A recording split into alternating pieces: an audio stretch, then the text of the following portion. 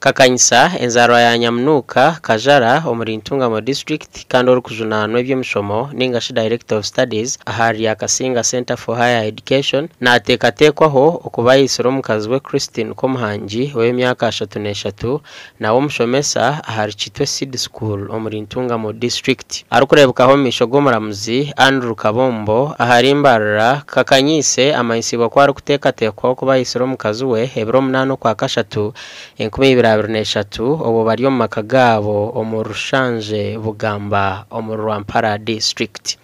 Omuramuzi tamwikirize kugira eki yayehozaho ahabo kugira ngo orubanja rwe n'orw'obwisi kandi ruhurwa Kooti nkuru. Oundo Gerard Odini omuhababi wa government ningashi state attorney ajenga okuchondoza ni kugenda omu misho nukwo kushaba Kooti eyongyezayo orubanja. Omuramuzi Andrew Kibombo ayongyezayo orubanja oru okusya 2016 kubanza 2024. Angel Tushemerirwe Prida wa kakanyisa ashabere kuhabaho kora kusya omu kuchondoza. Mbwenu bashaba batwe kinde kiro bamanze batekemo obujulizi kuba raheza obujulizi nza kwije 2016 bya January 2023 ahi bara bongyezayo omushango kazo mu high court Kooti erikuvura niwe nisima rahanga kureba ngo umuntu utabire sitekateekaho kuba yayisire kuri Katushabe Christine abasiga kwatwa umurundo gwa kabira kubanza bakamukwata bamurekura twamanye cyabire.